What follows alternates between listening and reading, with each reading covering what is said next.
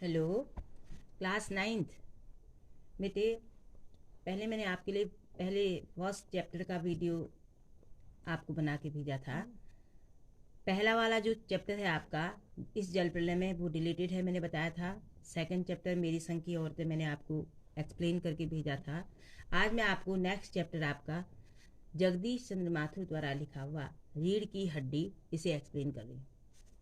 पहले मैं आपको आपका चैप्टर आगे पढ़ाऊँ या उसके बारे में बताऊँ तो पहले मैं आपको ये बता दूं कि ये किस विधा में लिखा हुआ है और विधा क्या चीज़ है। देखिए, हिंदी में अलग अलग विधाएं होती हैं, जैसे निबंध है, कहानी है, ये विधाएं हैं। गद्य है, काव्य है, एकांकी है, नाटक है, कहानी है, कविता है, कुछ भी ये सब जो है ये सब हिंदी की विधाओं में आता है। तो ये जो कहानी है जगदीश चंद्र माथुर द्वारा लिखी हुई रीढ़ की हड्डी, ये कहानी एकांकी विधा में आती है। एकांकी नाटक का ही छोटा रूप है, उसे एकांकी बोलते हैं। तो इस एकांकी में अब आपके उसमें आते हैं, चैप्टर में आते हैं, आपके लेसन में आते हैं। तो इस एकांकी में भी जगदीश चंद्र माथुर इस एकांकी द्वारा समाज में महिलाओं को, समाज में विशेषकर लड़कियों को, कन्याओं को एक बहुत बड़ी सीख दे रहे हैं कि आपको अपना पढ़ाई जारी रखना कितना जरूरी है और एक शिक्षित बच्ची अपने जीवन को कैसे सुधार सकती है, इस बारे में बहुत बड़ी सीख देते हैं। तो देखिए, इसमें हालांकि नाटक को रोचक बनाने के लिए, इस एकांकी को रोचक बनाने के लिए, जैसे आपने शुरू में ही देखिए, मतलब एक, क्योंकि नाटक के द्वारा इसको ये अपनी बात को स्पष्ट करना चाह रहे हैं, तो नाटक में जो जो होना चाहिए वो उन्होंने बता रखा है। इसमें विशेष पात्र जो है, जो मेन पात्र हैं इस नाटक के, एकांकी के, उसमें रामस्वरूप है, एक उनकी पत्नी का नाम प्रेमा है, उनकी एक बेटी है, उनकी पत्नी और उनकी बेटी का नाम है प्रेमा। और दूसरी तरफ है गोपाल प्रसाद और उनका बेटा शंकर। हाँ बेटे, तो उसमें मेन पात्र में बता रही थी, मेन पात्रों में रामस्वरूप, उनकी पत्नी प्रेमा और उनकी बेटी उमा, और उधर गोपाल प्रसाद, उनका बेटा शंकर, और एक नौकर का पात्र है जिसका नाम है रतन। ये तो एकांकी को थोड़ा रोचक बनाने के लिए इन पात्रों को डाला है। और जैसे आपकी शुरुआत में है कि मामूली तरह से सजा हुआ कमरा, अंदर के दरवाजे से आते हुए महाशय की पीठ नजर आ रही है, अधेड़ उम्र के मालूम होते हैं, एक तख्त को पकड़े हुए पीछे की ओर चलते चलते कमरे में आते हैं। तख्त का दूसरा सिरा उनके नौकर ने पकड़ा है, नौकर का नाम रतन है। अब वो देखिए, एकांकी स्टार्ट कर रहे हैं कि बाबू कौन है, जो रामस्वरूप है। तो नौकर उनसे कह रहा है, बाबू अब बाबू कह रहे हैं अब धीरे धीरे चल, तख्त को उधर मोड़ ले, बस इधर, बस नौकर बिछा दो साहब, जरा तेज आवाज में, ठीक है। और क्या करेगा, परमात्मा के यहाँ अक्ल बट रही थी, तू क्या देर से पहुंचा था क्या, बिछा दो साहब। और यह क्या पसीना किस लिए बहाया है, ठीक है। ये सारी चीज़ें हैं, ये सारी चीज़ें केवल एकांकी को रोचक बनाने के लिए। लेकिन इसमें मुख्य जो घटना है, मुख्य जो बात वो ये है कि उस समय, जिस समय ये एकांकी लिखा गया, उसमें महिलाओं की शिक्षा को उतना महत्व नहीं दिया जाता था। और इवन हमारा पुरुष प्रधान समाज महिलाओं को, शिक्षित महिलाओं को बिल्कुल नहीं करना चाहता था। महिलाओं को शिक्षित करने से उनका समाज से वर्चस्व कम होता था, इसलिए समाज में शिक्षित कन्याओं को न करना, न शिक्षित बहू को लाना, ऐसा उनका पुरुष प्रधान समाज का मुख्य कार्य हो गया था। तो ऐसे इसी परिप्रेक्ष्य में रामस्वरूप, जिनकी बेटी उमा है, उन्होंने अपनी बेटी को उच्च शिक्षा दिलाई।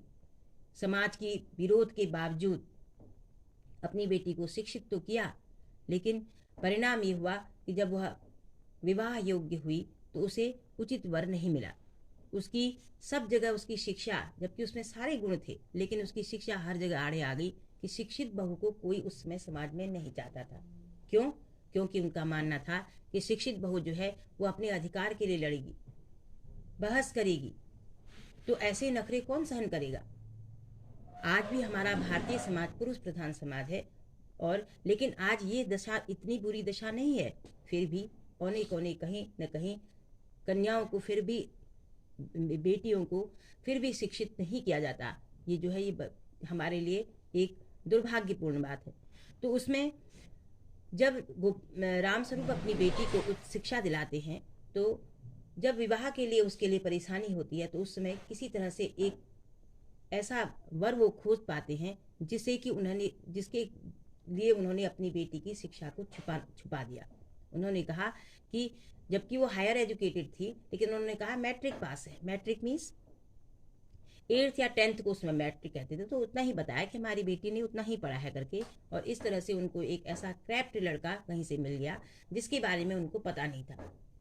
तो उसके बाद होता ही है कि वो लड़का जब उन्हें देखने आता है अपने पिता के साथ, तो उससे उसके पिता उसका बेटी का इंटरव्यू लेते हैं, उमा का, और सब कुछ उससे पूछते हैं, कितना पढ़ा है, क्या पढ़ा है, गाना जानती हो, सितार बजाना जानती हो, सिलाई कढ़ाई आती है, खाना बनाना आता है, ये सब कुछ उससे पूछते हैं। वो सब चीज़ का जवाब देती है, न चाहते हुए भी। वह अपने घर में नाराज़ है कि मैं इस तरह से नहीं करूँ, मैं इस तरह से नहीं, ये गलत है, मेरी शिक्षा को न छिपाएं करके, लेकिन मजबूर पिता को उसकी शिक्षा को छिपाना ही पड़ता है।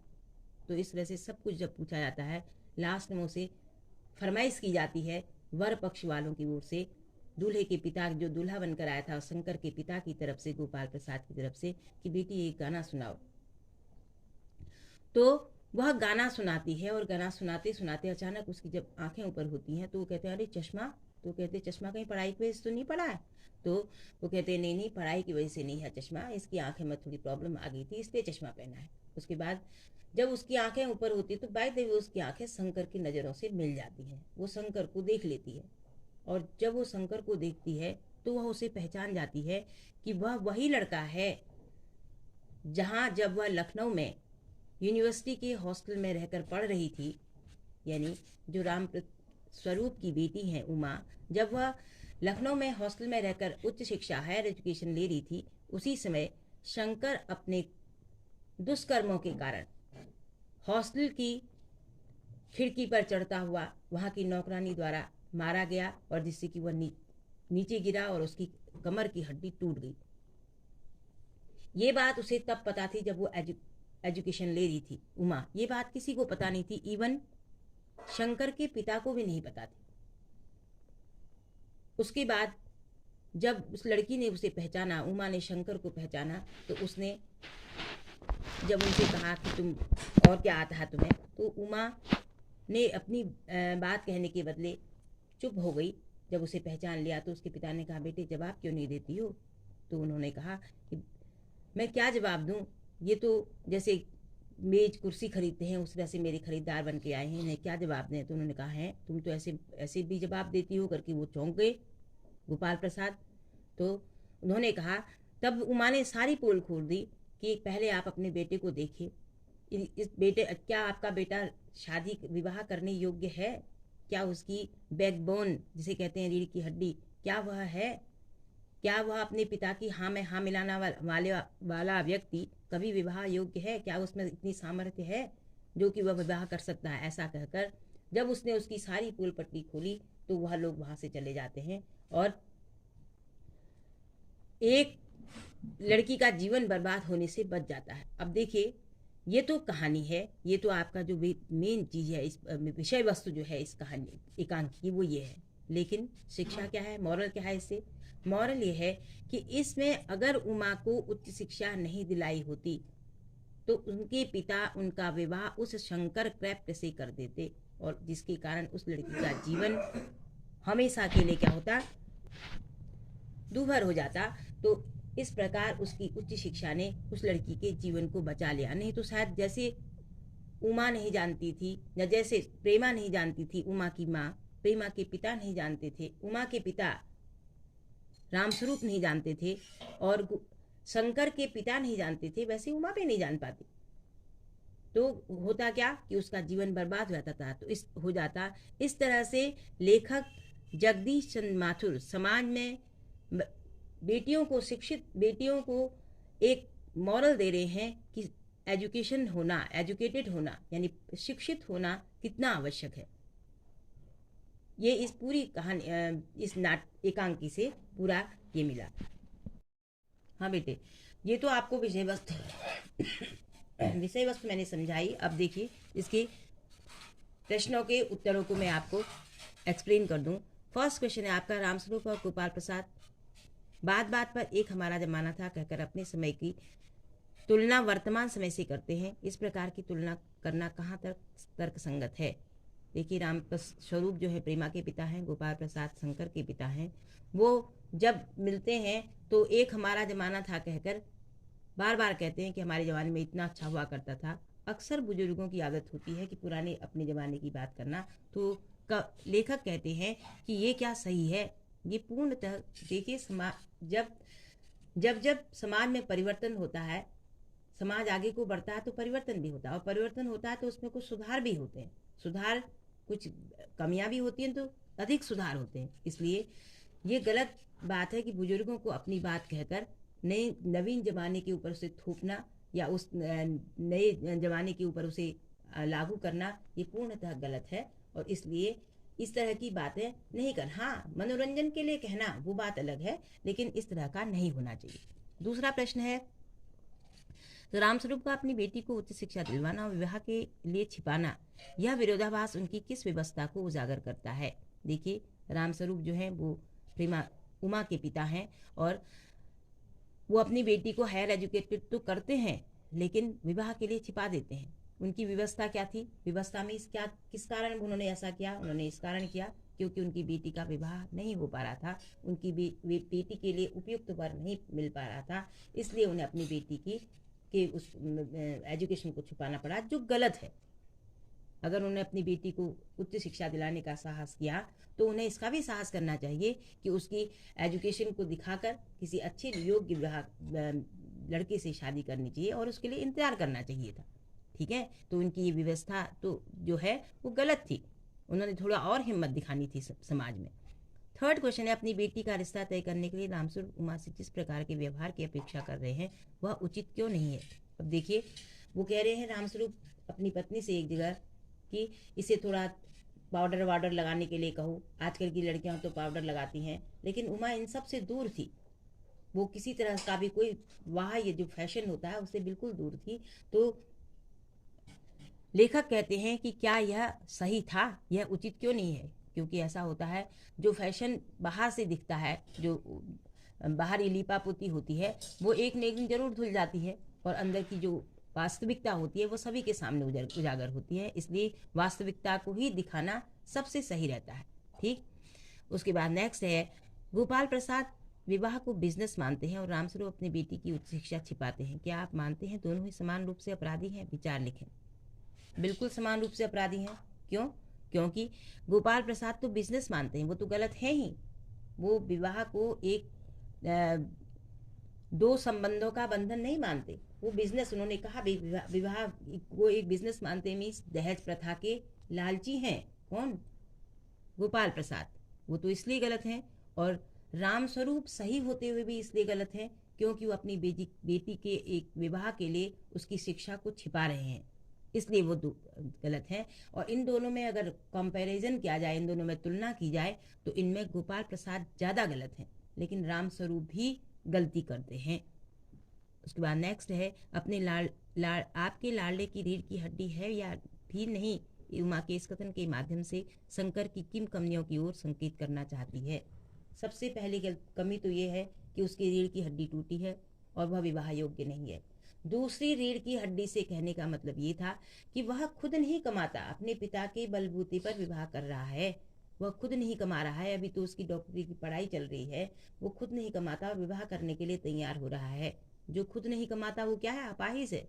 तो ऐसे वर्षे को अपनाना गलत है। तो उमा इन कमियों की ओर संकेत करती है रीढ़ की हड्डी के माध्यम से।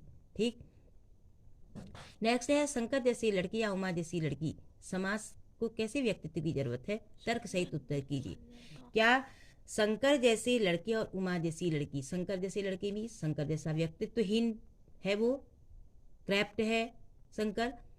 क्या समाज को ऐसे लड़की की जरूरत है या उमा जैसी लड़की की जरूरत है? ये तो अंडरस्टूड है ना, समाज को उमा जैसी लड़की की जरूरत है जो कि अपने अधिकार के लिए कहीं पर से भी लड़ने को, समाज में फैली कुरीति को दूर करने के लिए हर संघर्ष करना जाने। अगर उमा भी चुप रह जाती तो क्या होता, उसका जीवन बर्बाद हो जाता। तो समाज को आज उमा जैसी साहसी लड़कियों की आवश्यकता है। नेक्स्ट है रीढ़ की हड्डी की सार्थकता पर स्पष्ट कीजिए। क्या रीढ़ की हड्डी सार्थक शीर्षक है?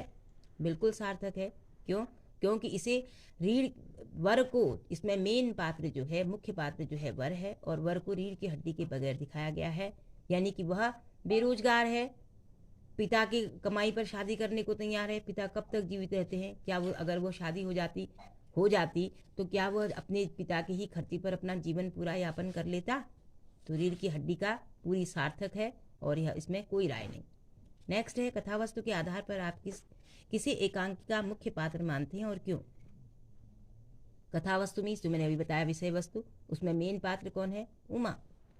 उमा ने अपने साहस के बल पर, क्यों मानते हैं आप उसे मेन पात्र? क्योंकि उसने अपने साहस के बल पर और अपनी शिक्षित होने के बल पर समाज को अच्छी सीख दी और अपना जीवन बर्बाद होने से बचा लिया। एकांकी के आधार पर रामस्वरूप और गोपाल प्रसाद की चारित्रिक विशेषताएं बताइए। चारित्रिक विशेषताएं देखिए, रामस्वरूप क्या है?